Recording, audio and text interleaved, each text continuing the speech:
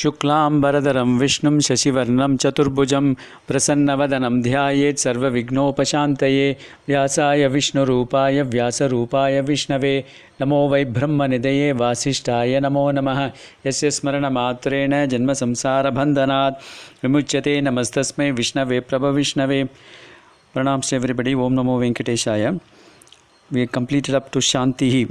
Let's move on to the next nama, which is parāyaṇam. That means one para means ultimate, ayanam is the ultimate path or ultimate goal. So he is the ultimate goal. Even we saw that the Yudhishthira's question, Kim vāpyekam parāyaṇam. No, that is the second question. Was who is the ultimate refuge of everybody? Who is the ultimate goal or a path by which we can reach him?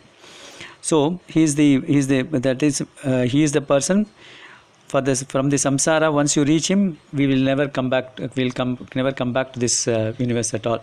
Nacha punar avartate. That's what the Brahma Sutra says ultimately. Nacha punar avartate. That means from that he never comes back into this samsara. So he is the ultimate goal, and therefore from him nothing comes. Nobody will. Once you reach Vaikuntham, there is no question of coming back to the samsara, and therefore he is called as parāyaṇam.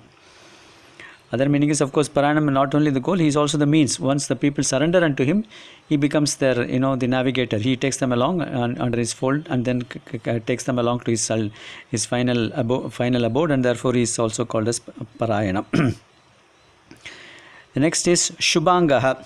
Sundarim tanum dhārayan śubhāngaś. One has got a beautiful, this various limbs in his body, and therefore he is called as śubhāngaś. Shubha also means auspiciousness. All is śubhāngani yasya saha śubhāngaś. That means one who has got all this, the various limbs are auspicious. So by even that's what in this in Kambaramayanam you find that once Tol Kandar, Tole Kandar. That means once was seeing the shoulder of Bhagavan, was looking at the shoulder itself. It was so beautiful to look at. Even each anga, each limb of the Bhagavan itself is so beautiful that people keep looking at that limb itself, and they don't go to any other part of his body. So such is the greatness of the beauty of Bhagavan's angas, and therefore he is called as śubhāngaś, and he is also auspicious. Each anga is auspicious, and therefore he is called as śubhāngaś.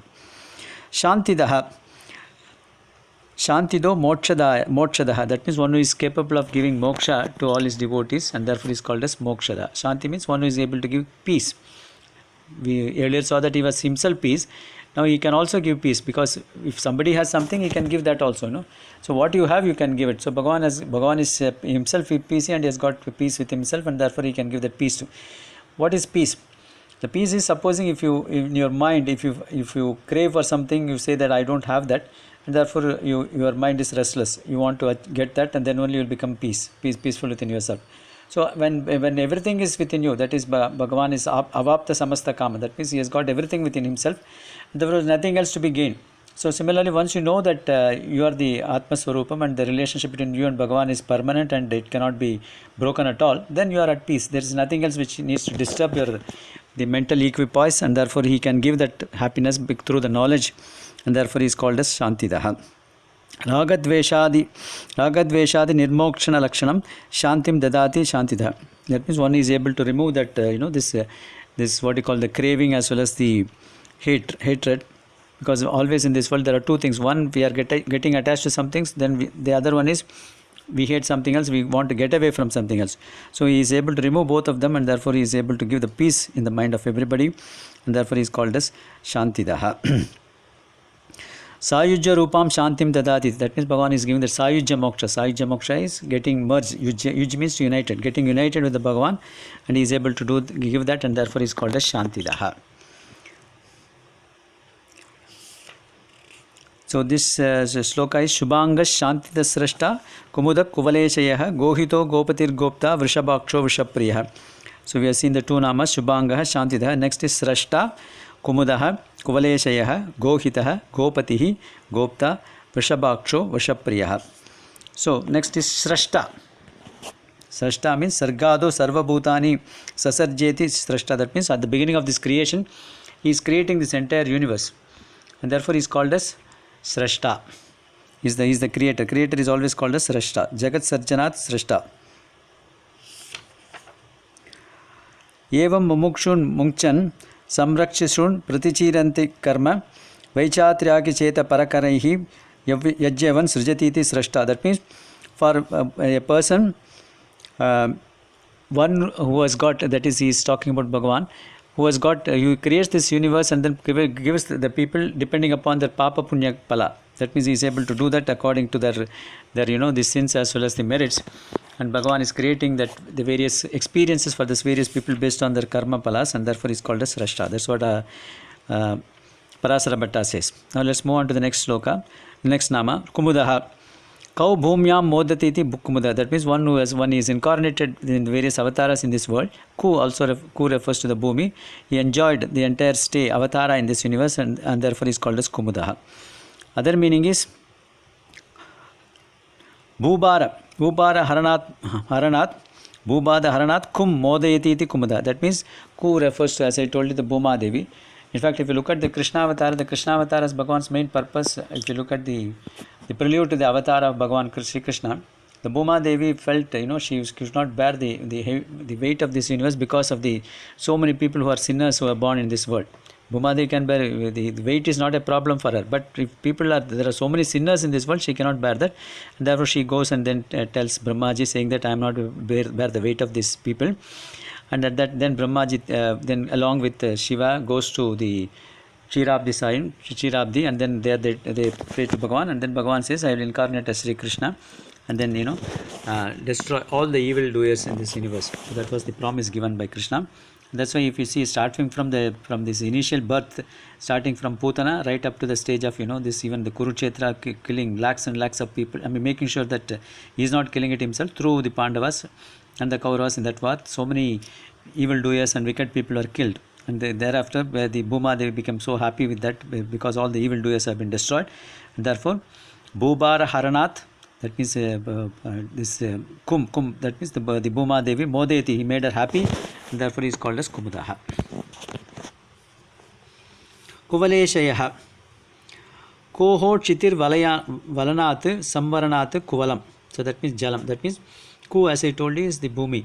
So what is circling around that? Valaya means circling around this Bhuma Devi is water. So kavalam. So tasmin sheta iti kuvaleśaya. In the water, Bhagavan is residing on the head of on the Adisesha, as is on the Adisesha, the serpent bed. He is lying on that, and therefore he is called as kuvaleśayaha. That's one meaning. Sarpanam mudaram kuvalam. So that the inner portion, the inner portion of the snakes is called as kuvalam. So Adisesha's inner portion is kuvalam. Tasmin sesho udare sheta iti kuvaleśaya. That means on the stomach of this Adisesha, Bhagavan is residing, and therefore he is called as kuvaleśayaha. Gohitaha. Gavam vrudyartam govardhanam dhritavaniti gobhyo hita gohitaha. That means he lifted this Govardhanagiri when Indra was reigning for about 7 continuous days. In the interest of these go means all these cows, and therefore he is called as gohitaha. That means he is a well-wisher, who is the well-wisher of these various cows, and therefore he is taking all his actions in protection of these various cows, and therefore he is called as gohitaha. Other meaning is Goshu, Netreshu, Jaleshu, Hitavatvat, Nihitatvat, Gohitaha. That means one who is residing inside the cow, and therefore is called as Gohitaha. Because he is in the inside the go, that means the cow, you have got all these 33,000 the 33 crores of devatas are residing in this cow. Bhagavan is also residing in that, and therefore is called as Gohitaha. Gopatihi. Goho bhumyaha patihi gopati. It means other meaning of go is also Bhuma Devi. So Bhagavan is the lord of Bhuma Devi and this earth also, and therefore is called as Gopatihi. Other meaning is Gavam Swarga Pashu Vak Vraja Dignetra Bhujalanam Patihi Palakaha. That means go refers to several things. Go, as I told you, is cow. Go also refers to the Bhuma, this earth. Go also refers to Vak, that means our organ of speech. Go also refers to these Vedas. So all these things are, Bhagavan is the leader of all these things. He is the Pati of all these things, and therefore he is called as Gopatihi. Gopta. Swatmanam sva mayaya samvranoti iti gopta. That means one who is, his true nature, he is covering it through Maya, and therefore he is called as Gopta. Other meaning Gopta also is Rakshaka. Gopta Sarva Rakshaka, one who is the protector of all these entities in this universe, and therefore he is called as Gopta. Other meaning is Asya Karma Pala Chakrasya Rakshita.